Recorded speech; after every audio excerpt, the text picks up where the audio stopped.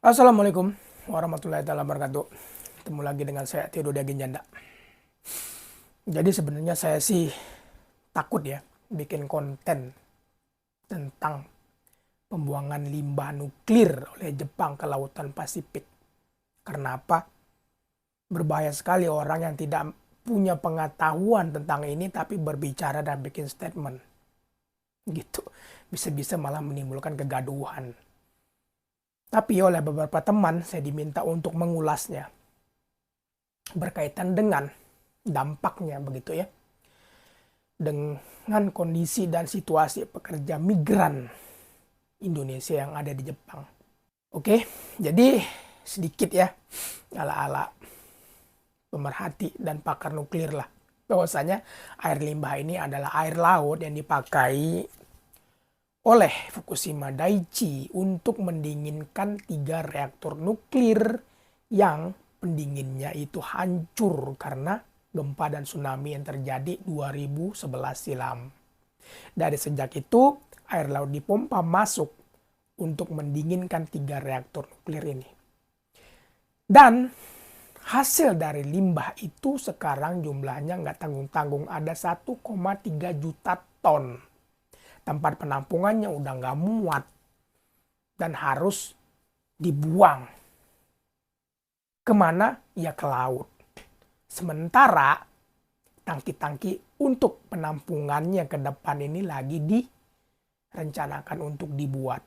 Gitu. Karena tentunya kan reaktor nuklir ini masih bekerja, jadi tetap butuh pendingin. Air limbahnya itu akan terus bertambah. Untuk hal itulah makanya sebagian yang ada ini dibuang dulu. Ini nggak akan habis begitu, akan ada terus. Yang mana 1,3 juta ton ini akan dibuang secara bertahap selama 3 dekade, bahkan mungkin lebih.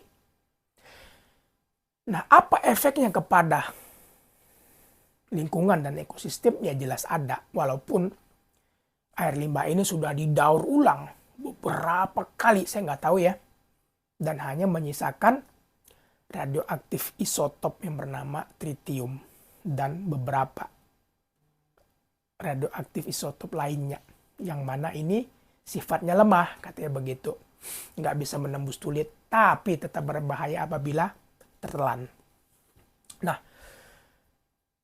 apa dampaknya begitu yang akan timbul kira-kira kepada pekerja migran, bukan cuma Indonesia tapi juga negara lain yang akan ada di Jepang, adalah saat dimana banyak negara-negara yang tidak setuju dengan tindakan Jepang ini kemudian mengambil langkah memboikot Jepang. Baik dari segi memboikot tidak membeli produk-produk Jepang, baik elektronik, otomotif, dan lain-lain, juga tidak mau datang main ke Jepang lagi. Ngapain kita ke Jepang? Itu negara pembuang limbah nuklir. Mungkin kita akan berbicara seperti itu. Ini akan mengakibatkan perekonomian Jepang akan rusak. Bisa-bisa amburadul. Dan kejadian seperti krisis global 2009 dan 2010 bisa dipastikan akan terulang kembali. Di mana pada waktu itu barang-barang produksi Jepang tidak bisa diekspor keluar. Tidak bisa diekspor ke Amerika dan Eropa karena di sana daya belinya sudah sangat rendah. Jadi diekspor orang nggak bisa beli. Sehingga pabrik-pabrik, perusahaan-perusahaan yang ada di Jepang sini berhenti beroperasi, berhenti memproduksi barang-barang sebab nggak bisa dijual. Itu yang akan terjadi nanti apabila banyak sekali negara yang tidak setuju dengan Jepang dan memboikot Jepang.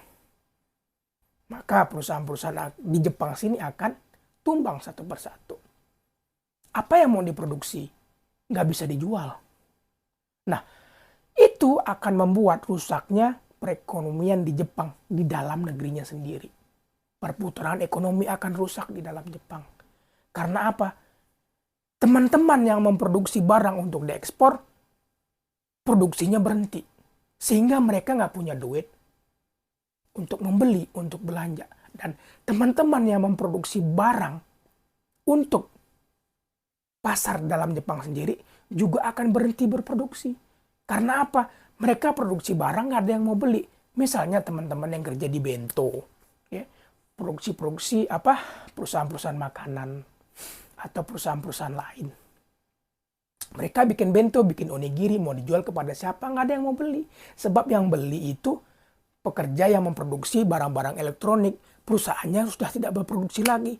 Karena nggak bisa diekspor keluar, nggak ada yang mau beli. Semua memboikot produk-produk Jepang. Demikian juga dari segi wisata. Tidak akan ada lagi wisatawan-wisatawan dari luar yang akan masuk ke Jepang. Sehingga dari segi dari sektor wisata, pariwisata juga Jepang akan mati kutu. Tutuplah hotel-hotel itu. Tutuplah restoran-restoran itu. Demikian juga saya. Saya yang bekerja di perusahaan konstruksi yang memproduksi besi-besi bangunan, yang mana proyek-proyek di perusahaan saya itu kebanyakan adalah hotel, maka hotel juga akan berhenti dibangun.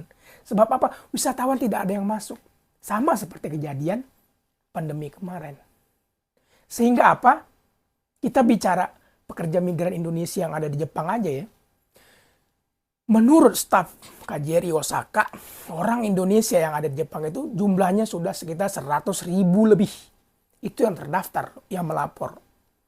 Kita tidak bicara dengan mereka-mereka, teman-teman kita yang tidak melapor. Datang dengan visa turis, visa wiper, ya, atau visa-visa yang tantah itulah. Dan belum lagi yang statusnya dulu resmi jadi ilegal itu kan sudah pasti hilang dia dari daftar itu. Nggak tahu dia di mana, nggak bisa diidentifikasikan. Sekian banyaknya itu, mungkin saja sekitar 80.000 sampai 90.000-nya adalah pekerja semua, pejuang yen, yang mencari nafkah untuk dirinya, keluarganya, atau untuk keluarganya yang ada di Indonesia. Jelas. Wassalam. Gak ada kerjaan. Mati semua. Bahkan itu teman-teman kita, adik-adik kita yang akan mau berangkat ke Jepang, baik yang sudah mendaftar di LPK, yang sedang belajar, atau yang sedang cari job, atau yang sudah turun CEO-nya, itu akan di-cancel pemberangkatannya karena di Jepang sendiri sudah mati, tidak ada lagi produksi. Ngapain dikirim ke Jepang? CEO-nya udah keluar, sensei, ya nggak ada gunanya. Ke Jepang mau ngapain, mau nganggur? Kan nggak mungkin. Iya kan? Nah, dengan tidak bisanya ada lagi pengiriman tenaga kerja ke Jepang, maka LPK, SO, KUMI, ITSK juga akan ciao, mati. Itulah yang akan terjadi. Dampak dari pembuangan limbah nuklir ke Lautan Pasifik. Oh bukan. Bukan itu. Dampaknya bukan itu. Ya.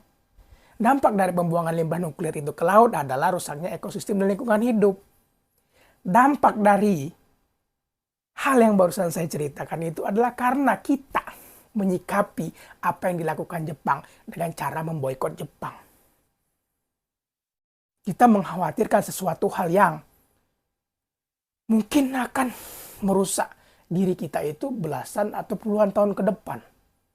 Dan mungkin kalau kita tertelan itu, kita nggak langsung kelepak-kelepak, kejang-kejang mati. Sementara hari ini kita meracunin diri kita sendiri. Dengan makanan-makanan yang tidak sehat, dengan asap rokok, narkoba, bahan-bahan pangan yang dari sesuatu hal yang tidak boleh dikonsumsi, air mentah, bangkai-bangkai, bahkan Cina yang paling vokal dalam menentang Jepang ini, di Cina ada telur palsu, beras palsu, ada bakpao yang isinya kardus, bukan bukan daging, dan macam-macam lagi. Itu yang akan juga membunuh kita. Belum lagi kalau kita lihat Citarum yang dulunya jernih sekarang biru akibat pembuangan limbahnya, yang itu sudah menelan korban mungkin jutaan orang, generasi ke generasi, yang hanya memberikan kekayaan dan keuntungan kepada segelintir orang dan pejabat. Oke, semoga video ini bisa menginspirasi. Sampai ketemu di video-video selanjutnya. Terima kasih karena sudah menonton. Assalamualaikum warahmatullahi wabarakatuh.